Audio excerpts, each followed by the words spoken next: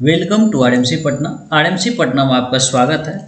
जैसा कि आप लोगों के सामने मैंने जीरो से हीरो सीरीज लेके आया हूँ, तो इसका आज सेकेंड वीडियो है। इससे पहले एक वीडियो बनाया जा चुका है। अगर आप लोग उस वीडियो को नहीं देखे हैं तो जाइए पहले उस वीडियो को देखिए। चलिए, आज मैं कंप्यूटर के क्लासिफिकेशन के बारे में बात करूँगा। कंप्यूटर का क्लासिफिकेशन जो है ये 3 प्रकार से किया गया है: वर्किंग प्रोसेस के आधार पर, साइज एंड वर्किंग प्रोसेस के आधार पर, और यूजेज ऑफ हार्डवेयर के आधार पर। जैसा कि आप इसके नीचे देख सकते हैं, वर्किंग प्रोसेस में 3, साइज वर्किंग में 4 और यूजेज हार्डवेयर में 5 प्रकार के हैं। चलिए वर्किंग प्रोसेस के ऊपर बात कर लेते हैं। एनालॉग, डिजिटल और हाइब्रिड कंप्यूटर, ठीक है। और हम लोग नेक्स्ट बात कर लेते हैं एनालॉग कंप्यूटर के ऊपर। भौतिक इकाइयों का दाब, तापमान, लंबाई, गति आदि को मापने के लिए जो किया जाता है ये एनालॉग कंप्यूटर का यूज किया जाता है। अगर आप लोग सुई वाली घड़ी देखते होंगे वो भी एनालॉग कंप्यूटर का एग्जाम्पल है, ठीक है। और हम लोग जो कंप्यूटर यूज करते हैं वो डिजिटल कंप्यूटर, जो अपने घरों में, कार्यालयों में डिजिटल तरीके से डाटा फिट करने के लिए करते हैं। और हाइब्रिड कंप्यूटर जो होता है ये एनालॉग और डिजिटल कंप्यूटर का कॉम्बिनेशन होता है, जो कि चिकित्सा, मौसम विज्ञान आदि में इनका प्रयोग किया जाता है। तो चलिए नेक्स्ट बात कर लेते हैं साइज एंड वर्किंग के प्रोसेस के आधार पर। साइज एंड वर्किंग के प्रोसेस के आधार पर जो कंप्यूटर को 4 प्रकार से बांटा गया है: main frame computer, mini computer, micro computer और सुपर कंप्यूटर। ये सब को मैं थोड़ा थोड़ा आपको बता दे रहा हूँ क्योंकि एग्जाम में क्वेश्चन जनरेशन से अधिक पूछे जाते हैं, तो हम जनरेशन के ऊपर अधिक फोकस करेंगे और उसके रिगार्डिंग हम लोग उस पर ज़्यादा बात करेंगे, ठीक है। चलिए हम लोग बारी बारी से जो है इसके ऊपर बात करते हैं। Main frame computer. Main frame computer जो है ये बड़ी कंपनी और संस्थाओं में प्रयोग किया जाता है। इसका एक मेन बड़ा सर्वर रूम होता है और ये साइज में भी बहुत बड़े होते हैं। ये एक कंप्यूटर को दूसरे कंप्यूटर को भी कनेक्ट करते हैं, ठीक है। तो ये जो कंप्यूटर होते हैं आपस में एक दूसरे से कनेक्ट होते हैं, जिसको टर्मिनल भी कहते हैं। इसमें एक बड़ा सा मेन सीपीयू होता है और इसमें एक डिस्क ड्राइव होता है और एक टेप ड्राइव होता है, उसके अकॉर्डिंग ये कनेक्ट होता है। तो आप सिंपली ये समझ लें कि बड़े बड़े संस्था, कंपनी में जो है मेन एक कंप्यूटर होता है, उस कंप्यूटर को मेन फ्रेम कंप्यूटर कहते हैं, ठीक है। मिनी कंप्यूटर जो होता है ये माइक्रो कंप्यूटर से छोटा होता है। ये रेफ्रिजरेटर के साइज़ का होता है। इसमें एक से अधिक सीपीयू होते हैं, ठीक है, और इसमें एक से अधिक व्यक्ति कार्य करते हैं। इसका प्रयोग जो होता है ना छोटी कंपनियों में होता है।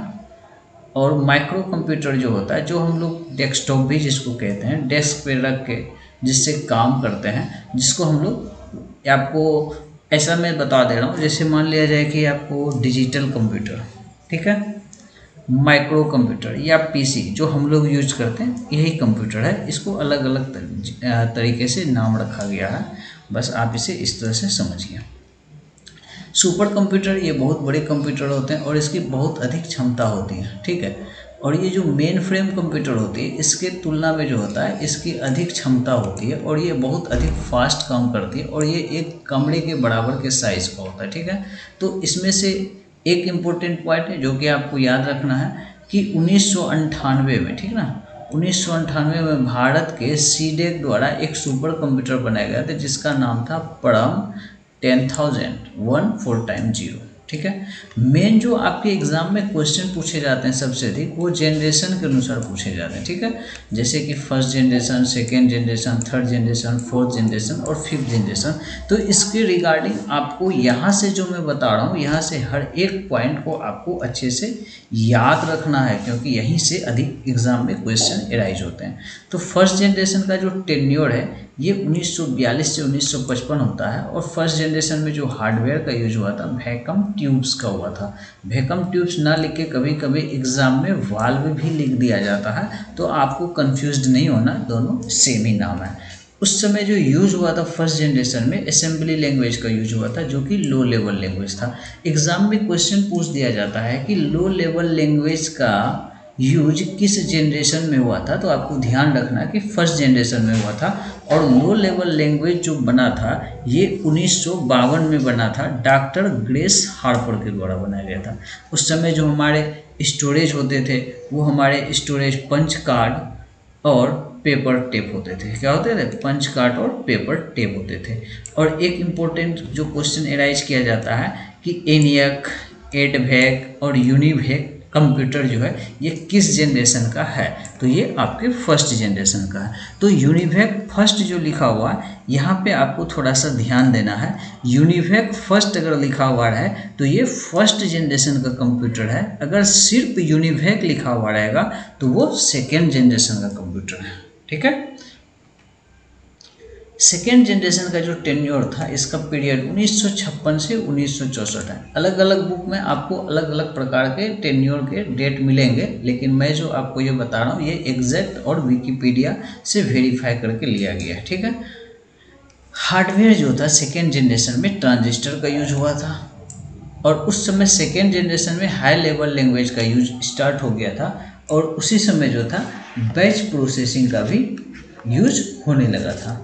अब देखिए हाई लेवल लैंग्वेज, यहाँ से आपको एग्जाम में क्वेश्चन एराइज कर दिया जाता है कि हाई लेवल लैंग्वेज का यूज जो है कंप्यूटर के किस जनरेशन से होना स्टार्ट हो गया था।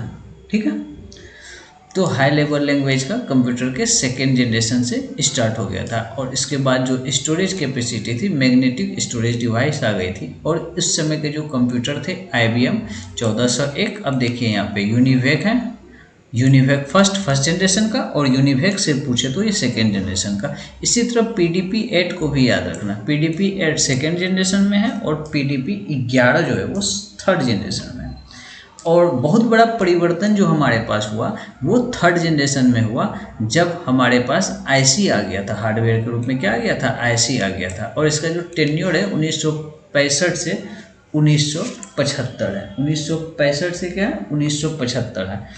हार्डवेयर जो आया था IC का फुल फॉर्म होता है इंटीग्रेटेड सर्किट या चिप। कहीं सर्किट लिखा हुआ रहेगा, कहीं चिप लिखा हुआ रहेगा।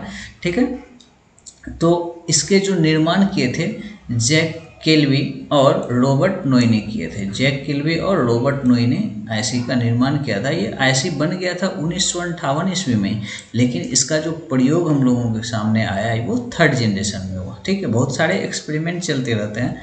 थर्ड जनरेशन में भी हाई लेवल लैंग्वेज था, लेकिन अब हाई लेवल लैंग्वेज में थोड़ा सा और इम्प्रूवमेंट हो गया।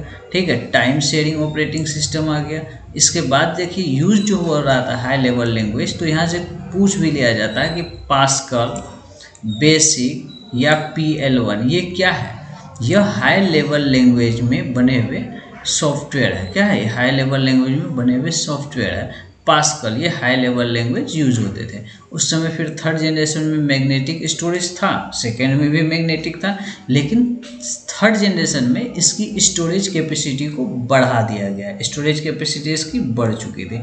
जैसे मान लो आपने पेन ड्राइव 4 GB का खरीद रखा, फिर आपने 8 GB का खरीदा, है तो पेन ड्राइव ही, लेकिन आपकी क्या हो गई, स्टोरेज कैपेसिटी बढ़ गई। एग्जाम्पल देखिए उस समय के कंप्यूटर का 2 एग्जाम्पल है, IBM 360 और PDP-11। PDP-8 पढ़े थे हम लोग सेकेंड जनरेशन में, और PDP-11 पढ़ रहे हम लोग थर्ड जनरेशन में। फोर्थ जनरेशन में जब था तो उसका जो पीरियड था 1976 से 1989 था। ठीक है, उस समय जो था हम लोगों के पास आ गया था हार्डवेयर VLSI। इसका फुल फॉर्म होता है वेरी लार्ज स्केल इंटीग्रेशन, और फोर्थ जनरेशन में ही माइक्रो प्रोसेसर और नेटवर्क आ गया था, जिससे कि एक दूसरे कंप्यूटर को जोड़ने का काम किया जाता। ठीक है, तो लेकिन ये सीमित था, बहुत ज़्यादा डेवलप नहीं हो पाया था, जो कि ये फिफ्थ जनरेशन में इसका डेवलपमेंट बहुत अच्छा देखने को मिला। इस समय जो सॉफ्टवेयर आ गया था ये GUI graphical user interface Unix आ गया था। ये इम्पोर्टेंट क्वेश्चन आपसे पूछा जाएगा, कंप्यूटर में C लैंग्वेज का यूज जो है किस जनरेशन में हुआ था, तो कंप्यूटर में C लैंग्वेज का यूज फोर्थ जनरेशन में हुआ था। इस समय पर्सनल कंप्यूटर में ऑपरेटिंग सिस्टम भी आ गया था। ठीक है, ऑपरेटिंग सिस्टम लाने वाले कौन थे, IBM PC और एप्पल जो ऑपरेटिंग सिस्टम लाते हैं वो iOS होते हैं। ठीक है, उसको मैक भी कहते हैं, जिससे आप सुनते भी होगा एप्पल का मैकबुक, एप्पल का लैपटॉप, ये सब जो होते हैं। अब कंप्यूटर नेटवर्किंग में देखिए क्या हो गया, इस समय LAN, WAN, MS-DOS, Windows, Apple का ऑपरेटिंग सिस्टम आ गया था। MS-DOS देखिए हमारे कंप्यूटर को ऑपरेट करने के लिए ऑपरेटिंग सिस्टम की ज़रूरत होती है, जैसा कि ऑपरेटिंग सिस्टम MS-DOS हो गया, विंडोज़ हो गया, एप्पल। तो अगर आपको पूछ लिया जाए कि हमारे पास जो है अभी कितने OS हम लोग यूज करते हैं, तो हम लोग अभी जो है 3 से अधिक OS यूज करते हैं। लिनक्स आ गया, यूनिक्स आ गया, ठीक है, ये सब भी है। तो मेन जो OS है MS-DOS, विंडोज़ और एप्पल ऑपरेटिंग सिस्टम। अब जो 4th जनरेशन में यूज़ होने लगा, सेमी कंडक्टर का यूज हुआ, इससे इंक्रीज हो गया कैपेसिटी किसकी, हार्ड डिस्क में। हार्ड डिस्क में क्या यूज होने लगा, सेमी कंडक्टर का यूज होने लगा। पहले क्या था, मैग्नेटिक का, अब हो गया 4th जनरेशन में सेमी का। तो चलिए लास्ट हम लोग बात कर लेते हैं 5th जनरेशन का। 5th जनरेशन का कंप्यूटर जो है, इसका टेन्योर 1990 से लेके अब तक है, ठीक है। और ये काफ़ी समय से इसका कोई जनरेशन अभी आगे नहीं आया है, क्योंकि जितनी भी आवश्यकता की हम लोगों की चीज़ होनी चाहिए, ये सारे 5th जनरेशन में पहले से ही अवेलेबल है। तो इसलिए अभी कुछ इसका इम्प्रूवमेंट और इसमें नहीं हुआ है। जब सुपर कंप्यूटर आ चुके हैं तो सुपर कंप्यूटर को आम आदमी चला नहीं सकते हैं, इतनी सारी फैसिलिटीज़ आ गई है तो कंप्यूटर में, उसे ही अभी सही तरीके से सभी लोग ऑपरेट नहीं कर पा रहे हैं। तो हार्डवेयर जो इस समय यूज हो गया था, ULSI, ultra large scale integration, इसमें माइक्रो प्रोसेसर नहीं था, लेकिन जब ये हाई क्वालिटी का आ गया, सबसे बड़ा जो परिवर्तन हुआ 5th जनरेशन में इंटरनेट के आने से। इंटरनेट आ गया, ईमेल शुरू हो गया, मल्टीमीडिया यूज होने लगा, पैरेलल प्रोसेसिंग होने लगा, वर्चुअल मेमोरी, स्टोरेज क्षमता क्या हो गया, वर्चुअल मेमोरी हो गया, ऑप्टिकल डिस्क हो गया, ब्लू-रे हो गया, ठीक है। इस तरह की चीज़ें हम लोगों के सामने आने लगी, ठीक है। तो इससे क्या हो गया, हमारे पास एक बहुत बड़ा परिवर्तन हो गया, ठीक है। मतलब अब इसके साथ आप लोग देख रहे होंगे, लैपटॉप आ गया, पाम टॉप आ गया, हैंड हेल्ड आ गया, तो ये सारे क्या हैं, इम्प्रूवमेंट हुए। अब आपके कंप्यूटर को पाम टॉप या स्मार्टफोन के रूप में भी आपके सामने रख दिया गया, ठीक है। तो इसके बाद जो है एग्जाम्पल है उस समय के 5th जनरेशन के IBM नोटबुक, सुपर कंप्यूटर, ठीक है। तो इस तरह से हमारा कंप्यूटर का जनरेशन अभी तक का यही है। अगर इसमें और कुछ इम्प्रूवमेंट होते हैं तो हमें नहीं लगता अभी कुछ दिन और इसमें इम्प्रूवमेंट होगी, ठीक है। तो आप लोगों को जनरेशन से सारे चीज़ों को ध्यान रखना, और इसे अपना एक नोटबुक भी आप लोग बना के रखें, ताकि आपको बाद में किसी भी तरह की परेशानी नहीं हो एग्ज़ाम के समय रिवीजन। बाकी मैं जब ये सीरीज कंप्लीट होने वाला रहेगा, दो जो बेसिक कॉन्सेप्ट का, फिर मैं आपको MCQs भी या 1 लाइनर भी करवाऊँगा, जो कि एग्ज़ाम में आपको काफ़ी मदद करेगा। तो उम्मीद करते हैं कि आपको वीडियो अच्छे से समझ में आया होगा। इस वीडियो में इतना ही, मिलते हैं नेक्स्ट वीडियो में। Thank you for watching.